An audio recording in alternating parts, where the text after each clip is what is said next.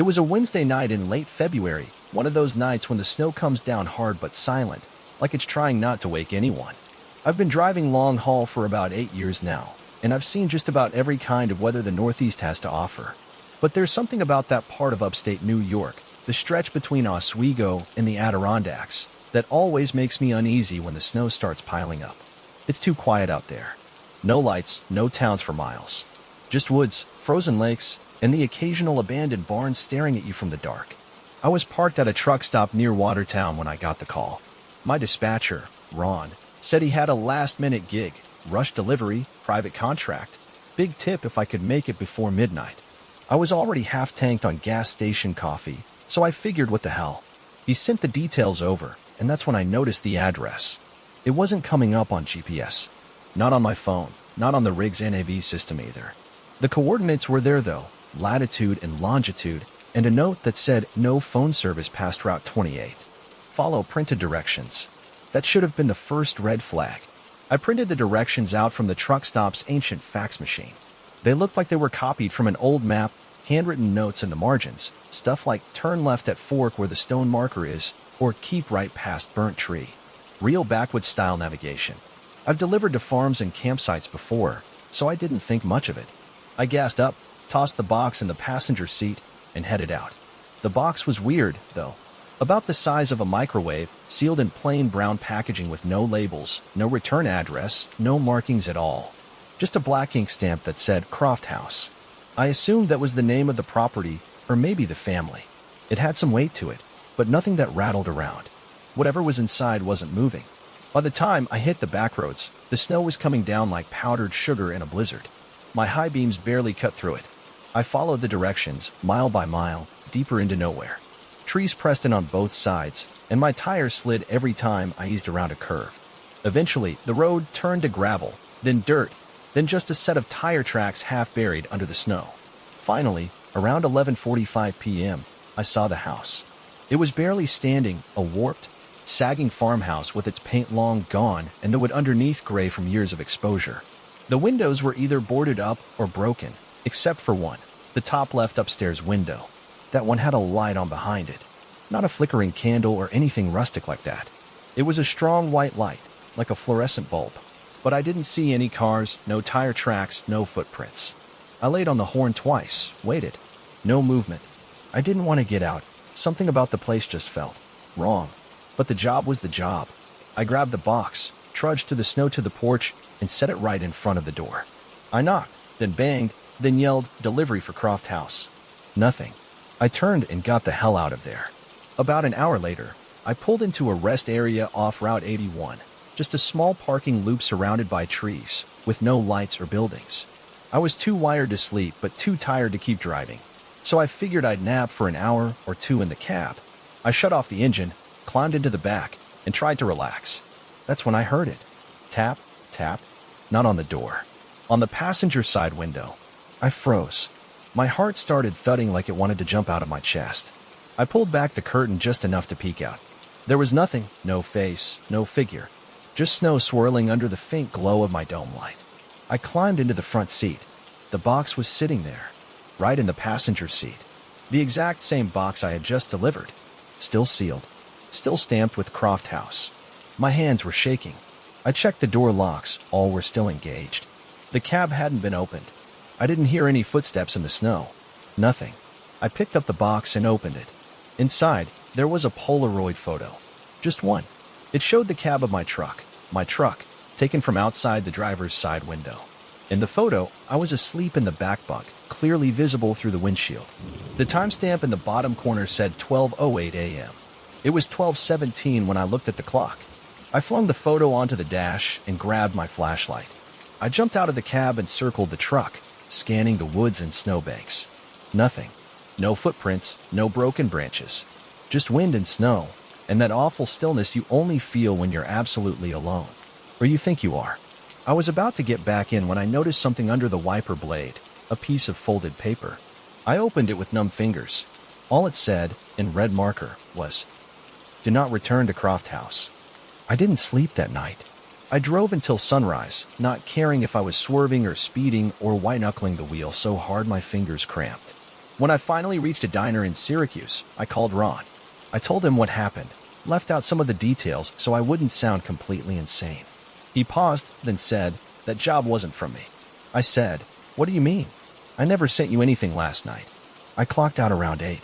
You were off duty." I checked my messages. The job request was gone. So were the coordinates. The fax had disappeared from my stack. The only proof I had was the photo, which I tucked into my glove compartment out of instinct. But when I went to check later that day, it was gone too. I've never taken a night delivery since, and I don't drive past Route 28 anymore, not even in daylight. Every now and then, I still check my passenger seat when I'm parked for the night, just in case the box comes back. Story 2. It was just after 3 a.m. when it happened. One of those sticky, moonless nights crawling through rural Louisiana. I'd been hauling freight eastbound from Houston to Mobile, and I was somewhere in that long, dead stretch between Lafayette and Baton Rouge, cruising a narrow 2-lane road lined with nothing but black swamp and cypress trees. You don't get rest stops out there, just shoulderless roads, gator-churned ditches, and miles of thick, wet dark. I'd been driving too long, pushing it past what I should have. The hum of the tires and the soft buzz of the road made my eyes feel like concrete. I cranked the AC and rubbed my face, trying to stay alert. I told myself I'd pull off soon and sleep in the cab, maybe once I found a patch of gravel wide enough to fit the rig. That's when I saw him. I was just cresting a slight bend when something caught in my high beams, movement, low and sudden. At first, I thought it was roadkill or maybe a big possum lurching out of the ditch, but then I realized it was a man. A human man, crawling. He was dragging himself up from the ditch like he'd been thrown down there. His back was hunched, arms outstretched, elbows grinding into the pavement. I only saw him for half a second. His face was caked in mud, one eye swollen shut, and he looked right at me. I swerved hard left to miss him, tires biting the edge of the opposite lane, and then jerked the wheel back. The whole cab rocked, and the trailer groaned behind me. I mashed the brakes and rolled to a stop maybe 50 yards down, heart pounding. I looked in the mirror. Nothing. I flipped on the hazards and jumped out, grabbed my flashlight from the step panel, and walked back toward the ditch. The beam cut through the black in that narrow cone, bouncing off the scrub and swamp brush. Cicadas were screaming, and the air smelled like hot algae and rot. "Hey," I shouted. "You all right?" No answer. Just the buzz of insects and the tick of my cooling engine. I walked slower now, scanning the brush on both sides. My boots squelched in the soft earth at the shoulder. When I got close to where I thought I'd seen him crawl out, I stopped. The ditch was steep and half filled with brackish water and reeds. Nothing down there but murk and shadows. I scanned the tree line. No sign of movement. Then I heard it. A breath. Not mine. Not a normal exhale. It was wet, like someone with water in their lungs sucking in air. A gurgling inhale, right behind me. I spun around, flashlight jerking wildly. There was nothing there. Just my rig idling in the distance and that long stretch of blacktop. But when I turned the light back to my trailer, I saw them. Muddy handprints. At least 3 of them smeared across the aluminum siding, dragging down the corner near the rear wheels. Big, adult-sized. Too high off the ground to have been from someone crawling. I backed up a few steps, eyes darting everywhere. "Where the hell are you?" I shouted. No answer. I was about to book it back to the cab when I heard something splash in the ditch. Not a small splash either. Something heavy dropping into the water, just out of sight. That was it. I ran.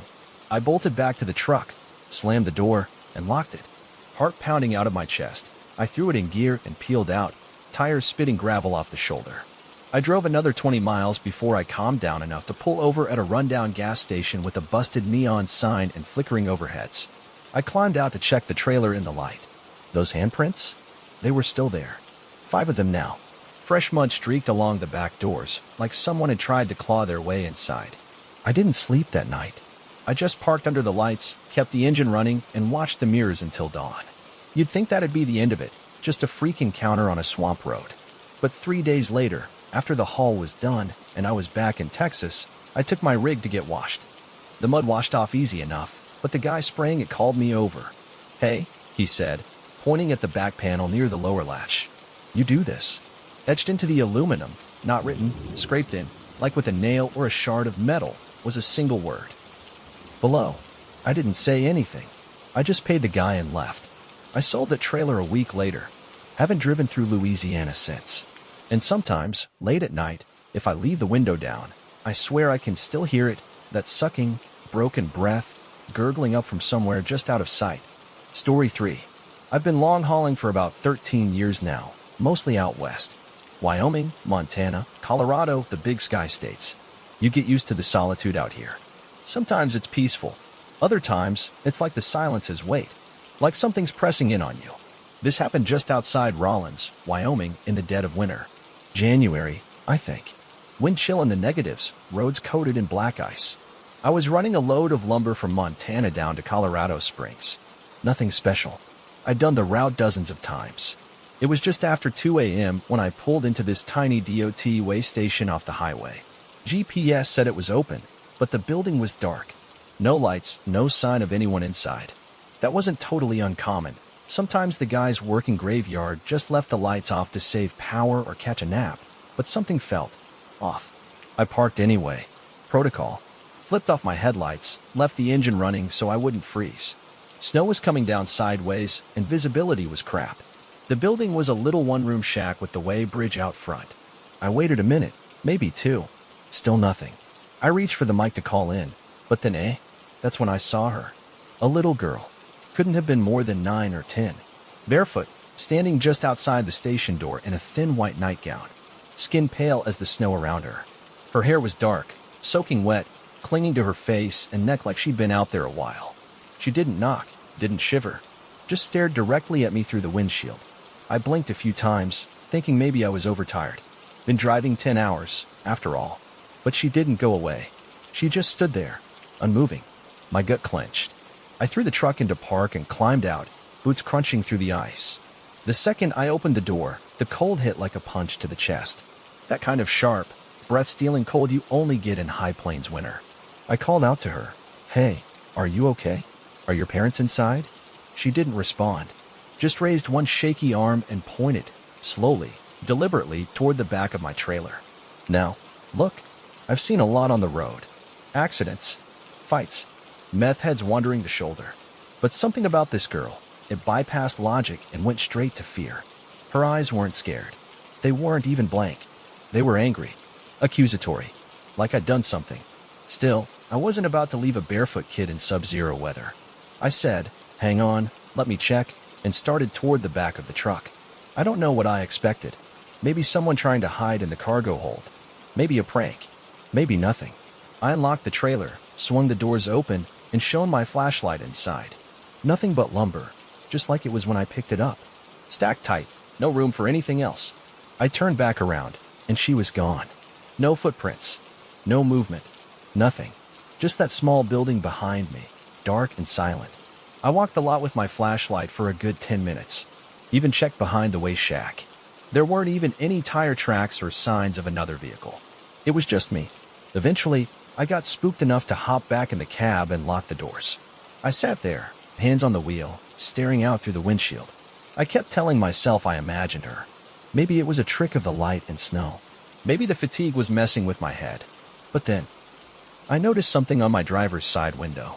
A handprint. Small. Too small for an adult. Pressed in the frost on the glass, perfectly formed. Fingers splayed. Smudged like someone had leaned in to look at me. I didn't wait any longer. I put the truck in gear and pulled away fast, tires spinning on the ice until they caught. I didn't stop again until I hit the state line. An hour down the road, the wind died down and the snow started to ease up. I was gripping the wheel so tight my knuckles were white.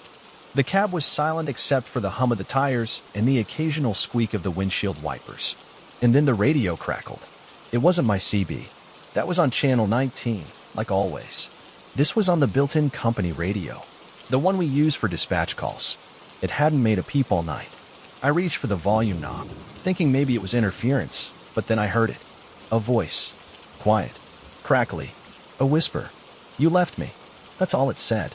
A child's voice. A girl's voice. I froze. Didn't breathe. Then it cut out. No static.